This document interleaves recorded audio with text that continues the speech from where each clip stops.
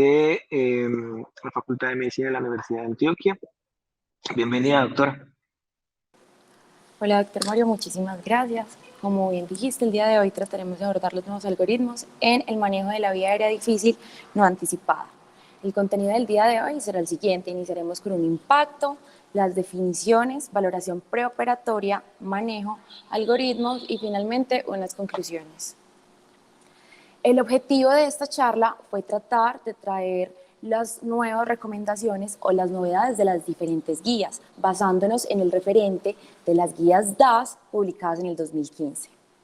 ¿Cómo fue la metodología entonces de las actuales guías? Estaban conformados por grupos de trabajo. Para la americana del 2022 tendremos 15 miembros, mientras que para la canadiense 17 miembros. Estos grupos de trabajo realizaban una búsqueda libre, no sistemática, y esto es muy importante, en diferentes bases de datos médicas. En base a esta evidencia y el consenso de los expertos, se formulaban las recomendaciones. ¿Cómo definimos entonces una vía aérea difícil no anticipada? Es cuando se presenta una dificultad o falla en el manejo de la vía aérea que no fue predicha o no fue anticipada por un anestesiólogo entrenado e incluye los diferentes métodos de manejo de la vía aérea. En cuanto a epidemiología, debemos revisar el NAP4, uno de los estudios más grandes realizados en el manejo de la vía aérea en el Reino Unido. Este estudio encontró que el 47% de los eventos relacionados a la anestesia se asociaban con problemas de la vía aérea. De estos problemas, la intubación orotraqueal es el más común y había un manejo inadecuado en 3/4 de estos eventos anestésicos y 80% de las muertes. Estos manejos inadecuados nos van a llevar a una serie de complicaciones como son la hipoxia, trauma de vía aérea, intubación esofágica, aspiración y muerte. Al hablar de vía aérea difícil, tenemos que tener claro que la incidencia va a variar según el escenario en el que nos encontremos. Para el ambiente quirúrgico tenemos que la dificultad para la ventilación con máscara facial ronda del 0.7 al 3%, la falla de la misma del 0.03 al 2%.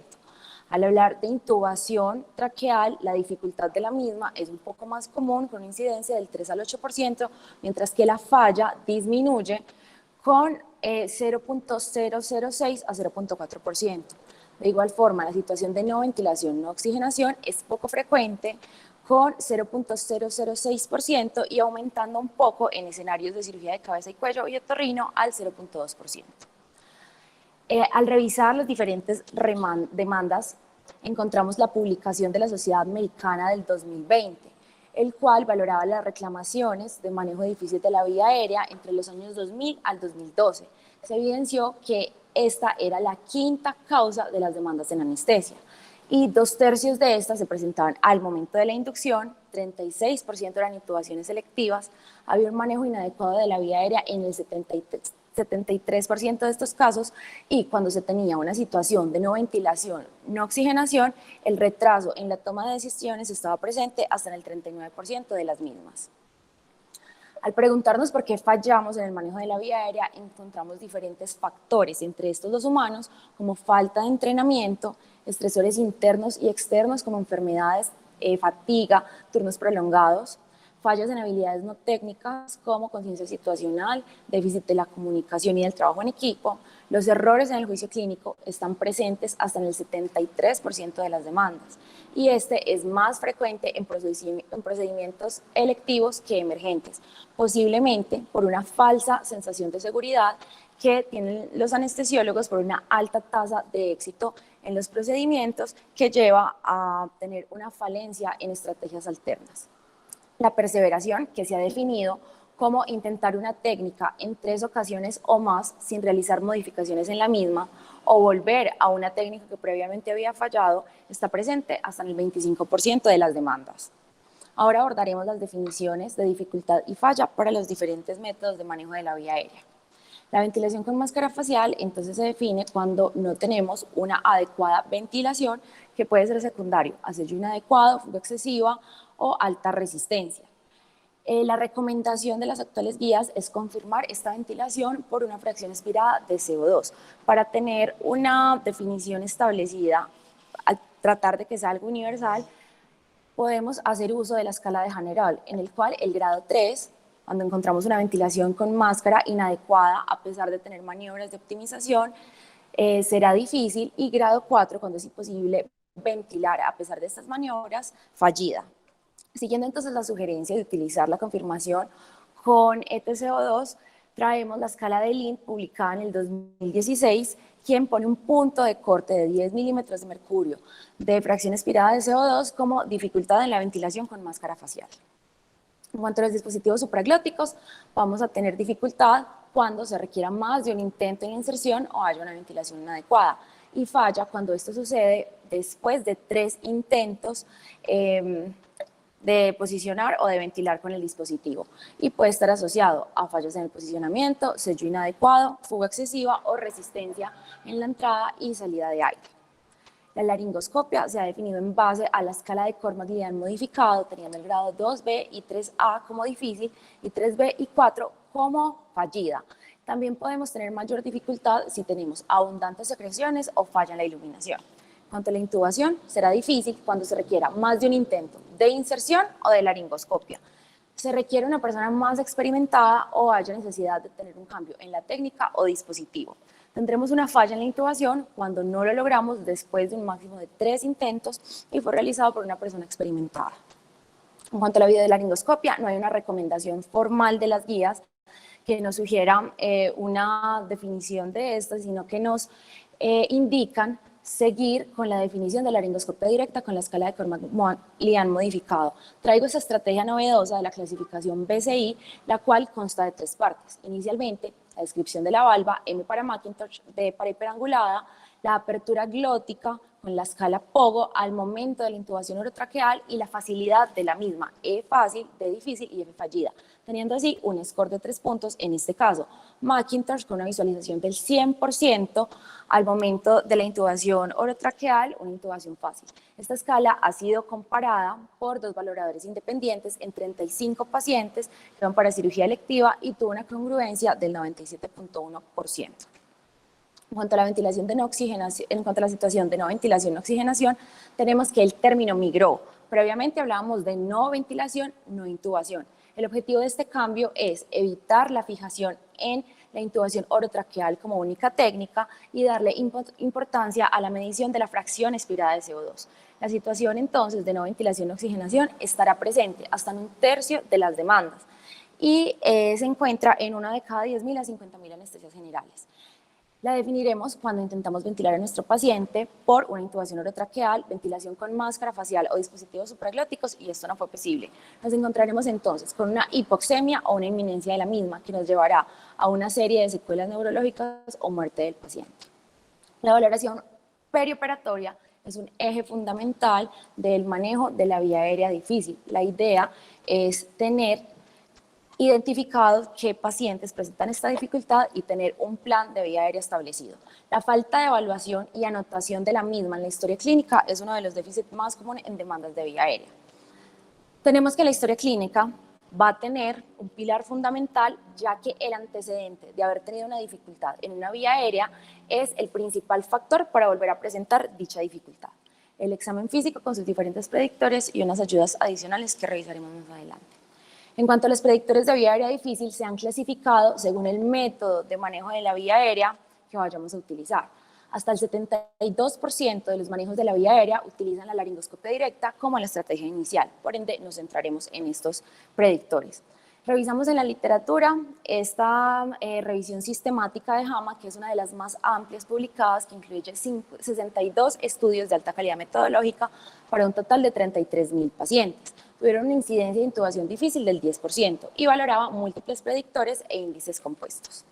Al mirar entonces la sensibilidad de los diferentes predictores, tenemos que es baja, por ende no deberíamos utilizar solo un predictor, sino la unión de las mismas. El ER positivo tiene un puntaje mayor para el test de mordida del labio superior, el cual también tiene una especificidad buena alrededor del 96%. Por ende, es uno de los predictores que siempre deberíamos incluir en nuestra valoración. En cuanto a las ayudas adicionales, tenemos la ecografía de la vía aérea. Este ha sido planteado como una estrategia que disminuya estos casos de vía aérea difícil no anticipada que fueron inicialmente valorados y clasificados de forma errónea. El sustento teórico es que al aumentar los paquetes grasos en la región cervical tendremos una visión de la laringoscopia directa difícil, la dureza de los tejidos preepiglóticos llevará a una alteración de la movilidad de las estructuras faríngeas, llevando a una laringoscopia difícil. Se han descrito principalmente estas tres medidas: piel epiglotis, piel guioides y piel cuerdas, siendo la más estudiada piel epiglotis. Revisando en la literatura encontramos este metaanálisis, quien pone distancia piel epiglotis como la medida con mejor sensibilidad, con el 82%, especificidad del 79%, LR positivo de 3.91 y una buena área bajo la curva del operador con 0.87. Al migrar al forest plot de esta medida encontramos que de forma global tenemos una tendencia a que la medida alterada, piel epiglotis, se estará asociada con una dificultad en la laringoscopia, pero encontramos una alta heterogeneidad, por lo cual aún necesitamos más estudios para dar una recomendación formal. La ecografía de la vía aérea también ha tenido su papel en la identificación de la membrana cricotiroidea. Porque al tener una visualización directa de las estructuras, se aumentará la precisión de la misma. En este caso, tenemos aquí la técnica longitudinal ecográfica, en la cual el objetivo es identificar anillos traqueales, cartílago cricoides, más cefálico cartílago tiroides, y entre estas dos estructuras la membrana cricotiroidea. Esta identificación ecográfica de la vía aérea ha sido evaluada en diferentes escenarios. En este caso, tenemos el entrenamiento en identificación por ecografía. Este entrenamiento se le dio al grupo de intervención, mientras que el grupo de control no tenía este entrenamiento ecográfico. Ambos brazos se valoraron en cuanto a la precisión de la identificación de la membrana cricotiroidea por palpación, teniendo que el grupo que fue entrenado en ecografía tenía una mejor identificación de la membrana cricotiroidea aún por palpación que el grupo que solo había sido entrenado en palpación. Esta ayuda también ha sido valorada en pacientes con vía aérea difícil anticipada. En este ensayo clínico aleatorizado se incluyeron pacientes con anatomía cervical distorsionada y se encontró que la precisión de la ecografía era mayor que la palpación, con un RR de 9.14 a favor de la identificación ecográfica. Bueno, entonces hasta este momento tenemos que la vía aérea difícil no anticipada, aunque no es tan común, tiene una alta morbimortalidad. Es crucial realizar una adecuada valoración preoperatoria, pero aunque la realicemos de manera correcta, no será 100% precisa para predecir estos pacientes. Siguiendo con el plan de manejo, abordaremos inicialmente las guías DAS del 2015. Aquí podemos ver que el manejo que nos plantean está en un algoritmo escalonado. Para plan A tenemos intubación orotraqueal, plan B, inserción de dispositivos supraglóticos, C, ventilación con máscara facial y D, la vía aérea quirúrgica al frente del cuello. Cada uno de estos planes tendrá su ascenso cuando se declare fallida la estrategia previa. Mientras que en los algoritmos de las guías canadienses y de las guías ASA no nos proponen este seguimiento escalonado después de declarar la falla, sino que podemos abordarlo de manera tangencial. La preparación, entonces, tendremos una estrategia primaria que depende de la familiaridad del operador, características del paciente y sitio de realización. Este estaría acorde al plan A de las guías DAS. También, a pesar de que no predecimos una vía aérea difícil, debemos tener unas estrategias alternas claras que estarían concordantes con el plan B, C y D de las guías DAS.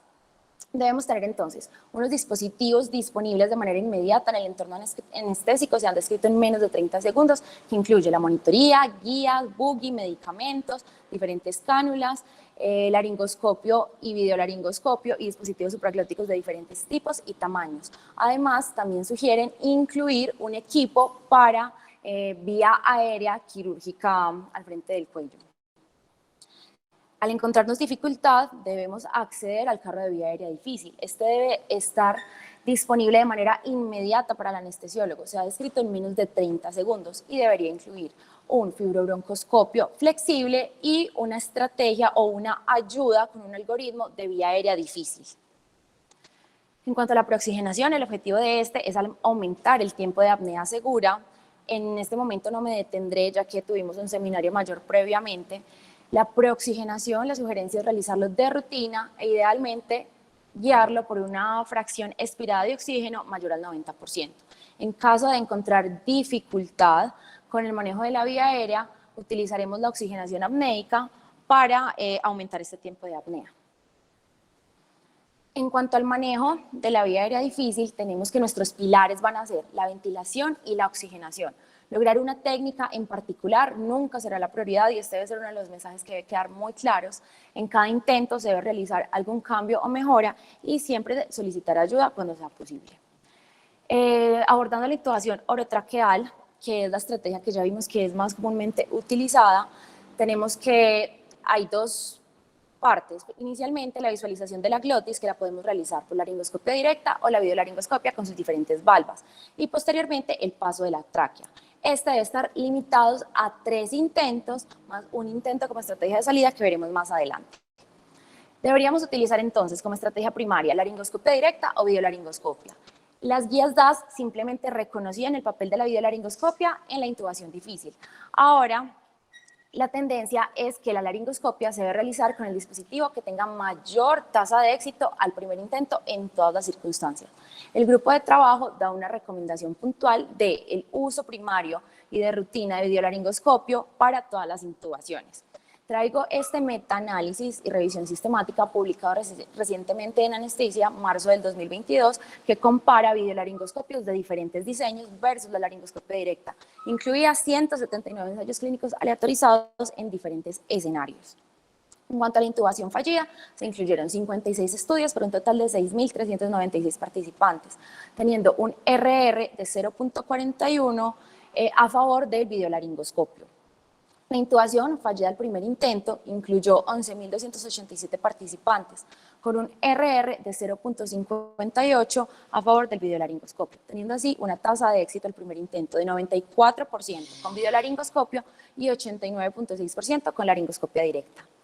La dificultad de la laringoscopia, definida como un Cormaglian mayor o igual a 3, incluyó 9.324 pacientes, teniendo un RR de 0.24 a favor del videolaringoscopio y el tiempo para intubación tuvo una diferencia de medias de 0.29 segundos, con una diferencia estadísticamente significativa, pero clínicamente el tiempo medio de intubación para el videolaringoscopio fue de 34.8 segundos versus 33.06 segundos de la laringoscopia directa. Clínicamente no es una diferencia relevante. Al valorar el videolaringoscopio como estrategia de rescate, tenemos esta cohorte histórica realizada en un centro de tercer nivel. Se realizaron 42.805 intubaciones, de las cuales 111 fueron difíciles y 14 fallidas. En este se utilizó el videolaringoscopio como método de rescate de forma exitosa cuando teníamos una laringoscopia directa fallida en el 71% de los casos y cuando la falla era con el videolaringoscopio como estrategia primaria en el 77% de los casos. Propiamente los pacientes con vía aérea difícil no anticipada que tenían falla con la laringoscopia en el primer intento, el rescate con videolaringoscopio fue en el 59% de estos casos. Al mirar entonces las estrategias de rescate, nos debe quedar claro que la laringoscopia directa no fue en ningún caso la estrategia de rescate cuando había falla con el videolaringoscopio. Las recomendaciones para optimizar la intubación con la laringoscopia directa y con Macintosh de valva y con videolaringoscopia de valva Macintosh son mantener la posición del olfateo, asegurar la relajación neuromuscular, manipulación en laringe externa cuando la requiramos, asegurar la profundidad de la valva, tener una guía con forma óptima, en este caso de palo de golf, uso de buggy para guiar la intubación traqueal y como recomendaciones novedosas, si tenemos una visión subóptima con el videolaringoscopio, de valva Macintosh pasarnos a una visión directa, siempre y cuando esta dificultad sea por empañamiento en el lente o falla en el monitor.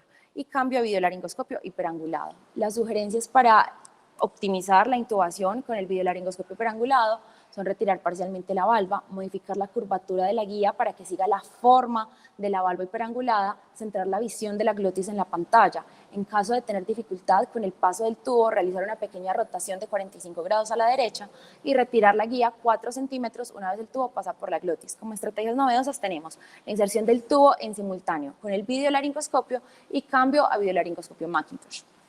La inserción del tubo en simultáneo con el videolaringoscopio ha sido valorado en este estudio clínico aleatorizado en el cual se comparaba esta inserción en bloque versus la técnica usual.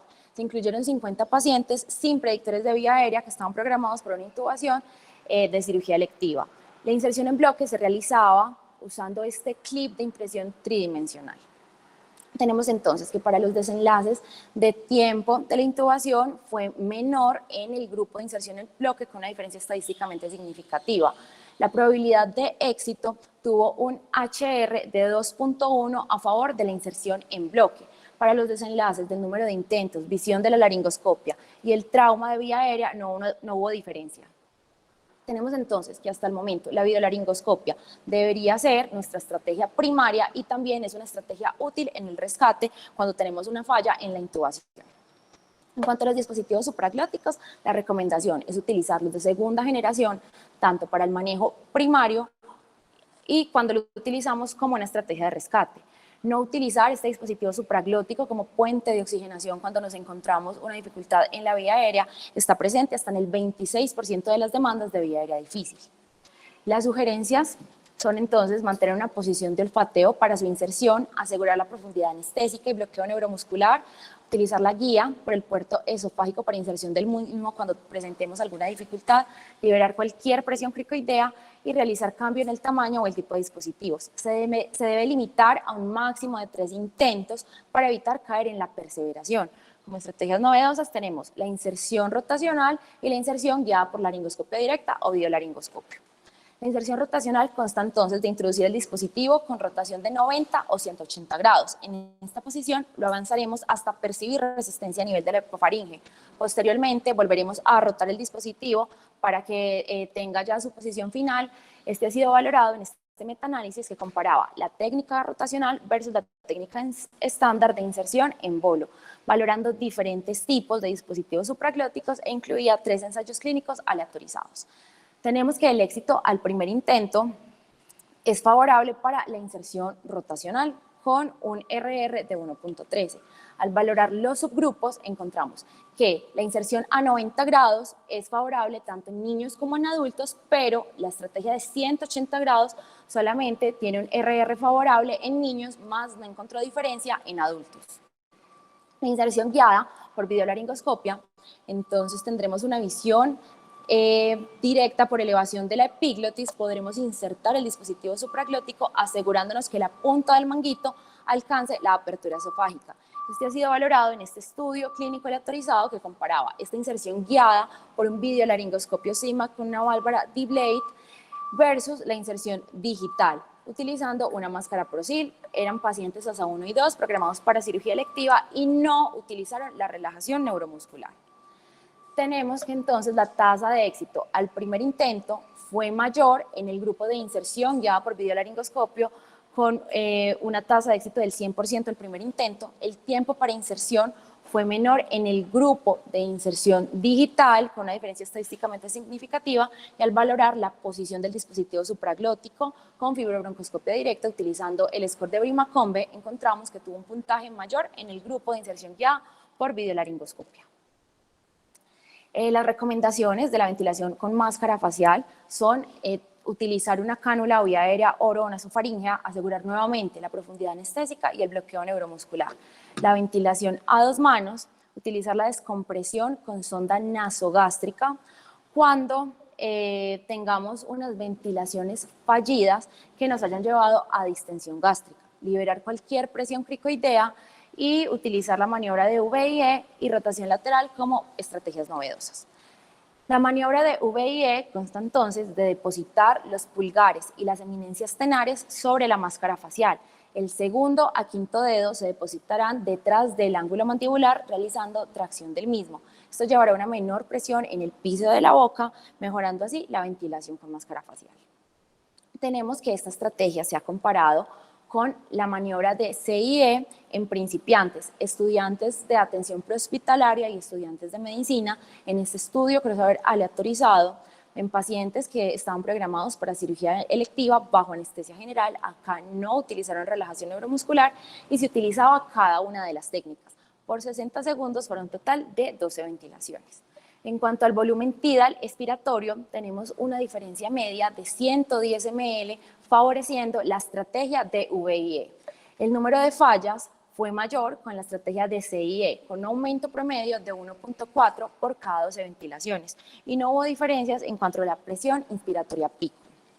Al valorar esta estrategia nuevamente contra la maniobra CIE en pacientes obesos, encontramos este estudio crossover aleatorizado que incluía pacientes con índice de masa corporal mayor a 30, programados también por una anestesia general. No se utilizó nuevamente relajación neuromuscular.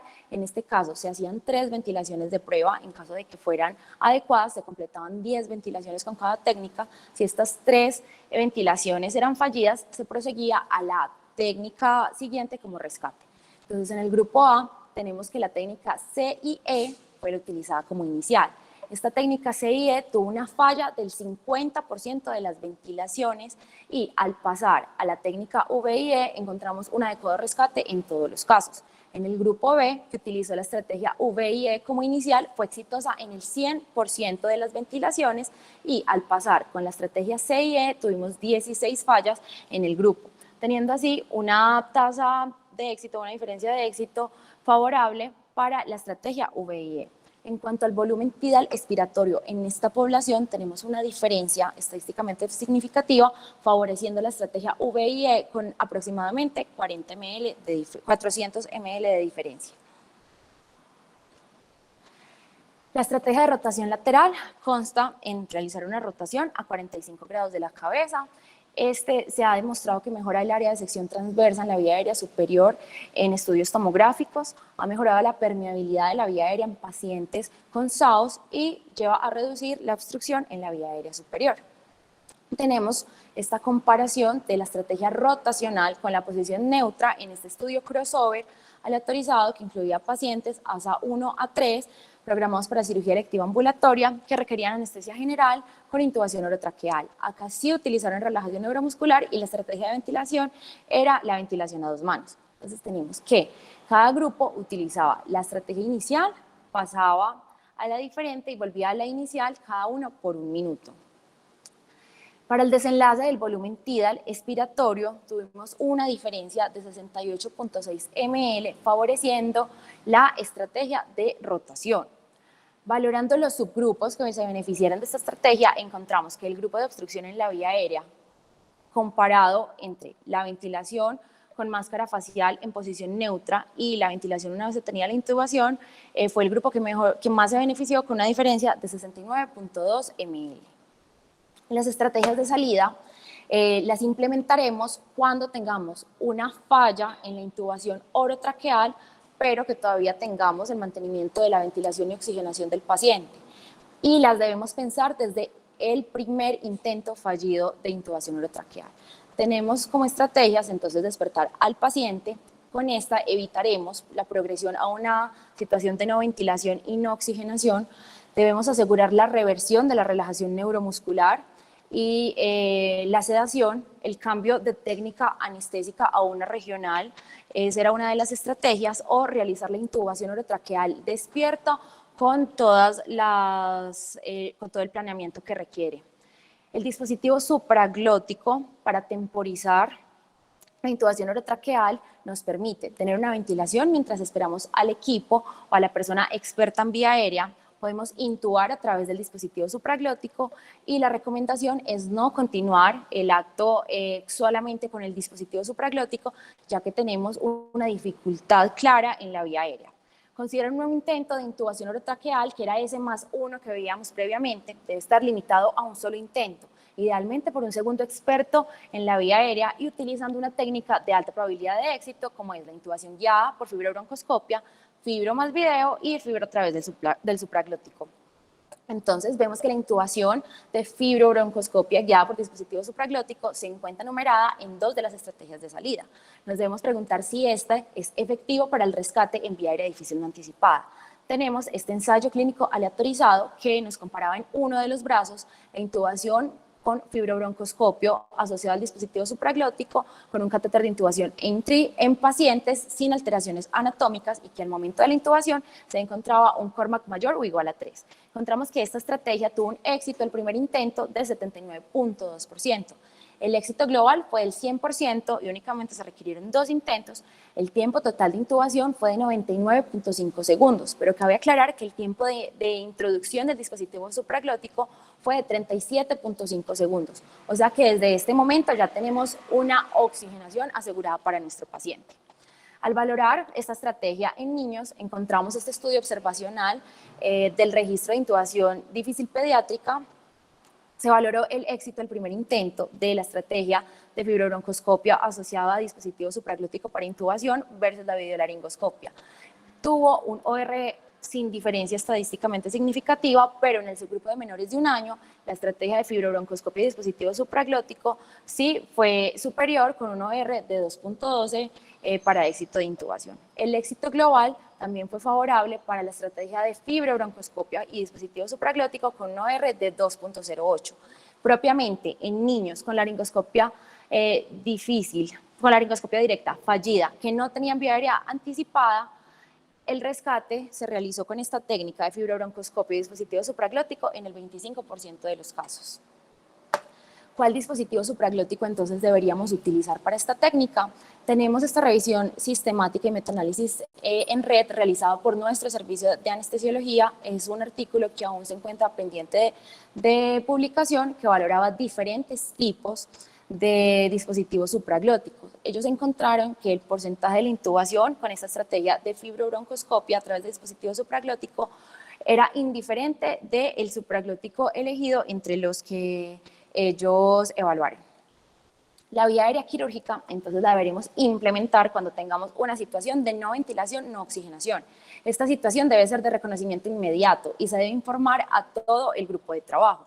Procederemos entonces con un abordaje quirúrgico al frente del cuello. La sugerencia de las guías es realizar una cricotiroidotomía con la técnica quirúrgica de bisturí más buggy. Debemos asegurar la relajación neuromuscular con 2 objetivos. 1, utilizar alguna de las estrategias de rescate si no se había utilizado previamente, y 2, que mejora el campo para realización de la cricotiroidotomía. También debemos pedir ayuda como pilar de manejo. Al comparar entonces la estrategia que nos sugieren las guías de bisturí más buggy versus la técnica de cánula con la inserción Seldinger, encontramos 2 estudios observacionales crossover que utilizaban ambas técnicas en modelos porcinos. El primero realizado en 28 anestesiólogos y el segundo en 26 anestesiólogos. Se determinaba falla cuando se alcanzaban los 300 segundos y no había límite de intentos. El éxito del primer intento no tuvo diferencia en uno de los estudios y en el otro estudio sí tuvo una diferencia favorable para la estrategia de bisturí y buggy como cricotiroidotomía. El tiempo para inserción en ambos estudios fue mejor con la estrategia de bisturí más buggy, aproximadamente en la mitad del tiempo. El trauma en la pared posterior no tuvo diferencia entre ambas técnicas y la técnica preferida por los anestesiólogos en ambos estudios fue la de bisturí más buggy. Las recomendaciones entonces para realizar nuestra cricotiroidotomía será tener una extensión total del cuello siempre que sea posible, identificar las referencias anatómicas con la estrategia del handshake laríngeo, realizar una incisión longitudinal del cuello de 4 a 6 centímetros para facilitar la identificación de estas estructuras en caso de que no haya sido posible, realizar una sección transversa de la membrana cricotiroidea, avanzar el buggy de cefálico a caudal y sobre este buggy realizar la inserción del tubo número 6. Ahora entonces haremos una comparación de los algoritmos de las guías canadienses de 2021 y las guías americanas 2022. Tenemos que las guías canadienses nos proponen como estrategia inicial la laringoscopia, la intubación traqueal, mientras que las guías americanas simplemente nos dicen tenga un plan de vía aérea.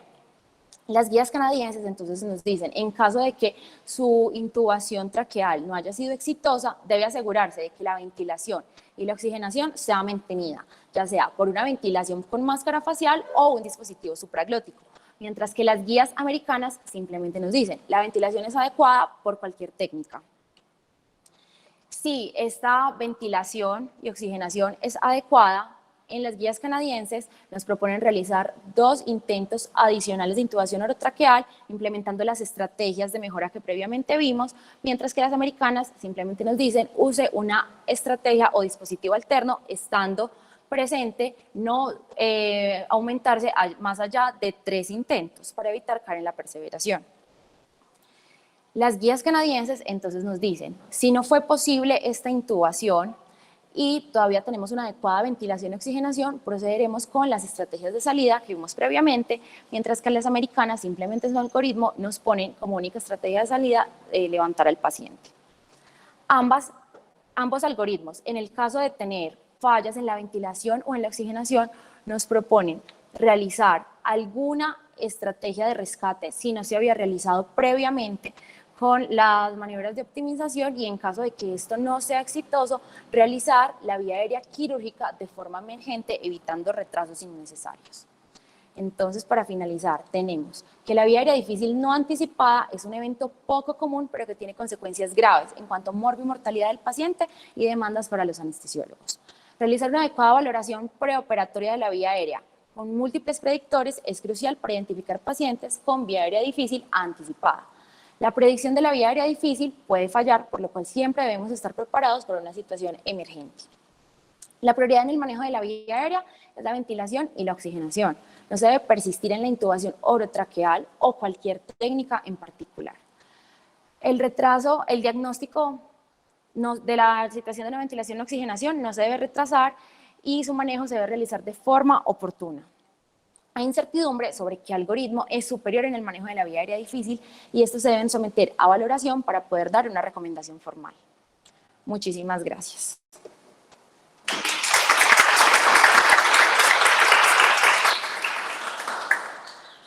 Bueno, en este momento...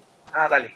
Bueno, si alguien desea participar en el auditorio, debe activar el micrófono y posterior a la intervención volverlo a cerrar para que no tengamos interferencia. Sí, le solicitamos por favor levantar la mano pues para que podamos organizar las participaciones.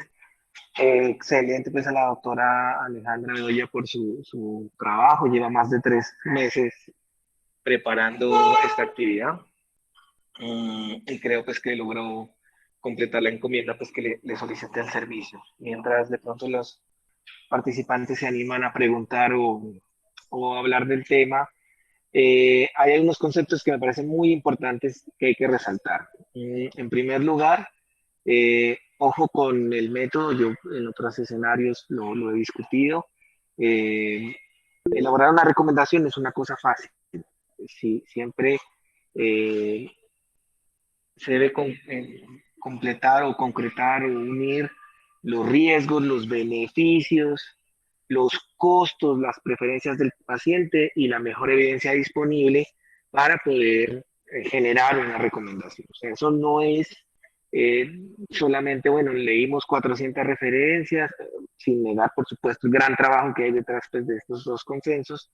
Sin embargo, que definitivamente cada una de las recomendaciones debe ser, todas deberían ser secundarias a una revisión sistemática. Entonces tenemos ese problema. Por dar un ejemplo muy puntual, en las guías canadienses, en la tabla que tú mostraste, muestran que en pediatría no hay datos de las incidencias de algunos escenarios, y sí los hay, por dar un ejemplo. Entonces, o fibro sobre supraglótico, si usted ve en las recomendaciones, no aparecen los ensayos, y nosotros en el metaanálisis encontramos 18 ensayos. Es como hacer un llamado a este tema del método de generar recomendaciones, que creo que es una cosa que es muy importante, que tristemente hasta los 40 algoritmos hoy que tenemos de vía aérea en el mundo, porque son 40, hemos tenido pues como ese problema. Entonces una cosa que me parece muy importante que lo tengamos presente, que tenemos una deuda de hacer de pronto para algunas preguntas más importantes, de pronto unas recomendaciones basadas, pues, por ejemplo, en la estrategia GRADE ETD, que es una de las mejores estrategias para hacer recomendaciones. Eso pues por un lado. Por otro lado, hay que resaltar algunos conceptos nuevos que me parecen muy buenos conceptos, muy buenos consensos en una revisión extensa pues, que hicieron. porque tampoco pues, es decir, no es el método, todos los resultados son malos, eso no es la razón de ser de la crítica.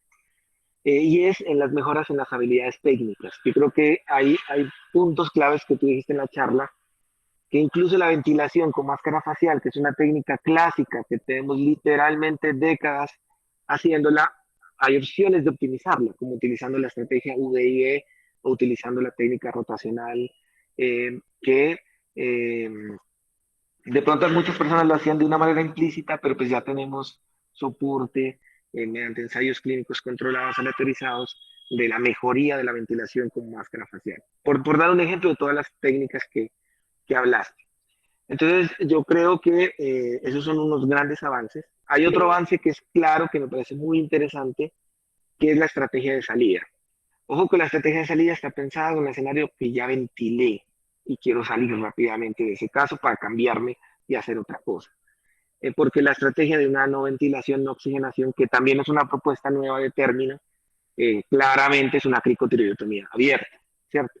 Pero es ese paciente que yo de entrada vi un Cormat 4, que tengo los recursos, no, pues más bien me salgo y intubo el paciente despierto. Esa es como la idea, que creo que es un avance importante. ¿Qué nos falta? Y creo que es una tarea de hecho de las universidades, de la universidad pública, pues hacer una evaluación empírica de estos algoritmos. Creo que eso es lo que hay que hacer, así sea en escenarios de simulación, que son los que más se acercan, porque como el evento es raro y el paciente está vulnerable en una crisis, para mirar el porcentaje, por ejemplo, de adherencia a las recomendaciones con diferentes tipos de algoritmos. Yo creo que esa es una tarea que también tenemos pendiente. Bueno, de los mensajes, miremos los mensajes. No veo, de momento no veo a nadie levantada la mano. No. De los mensajes, vamos a leerlos, creo que vale la pena. Buenos días, excelente charla. Recordar la administración de oxígeno continuo con cualquier técnica. El doctor Héctor nos dice felicitaciones por Alejandra, la presentación y mencionar la participación del profesor que facilita para lograr objetivos concretos para la presentación final. Bueno, por mi parte, gracias. No se aleja. Si quieres hacer un comentario, pues con estos dos comentarios que ponen en el texto, en el chat de la reunión. Bueno, muchas gracias a todos por la atención y por los mensajes.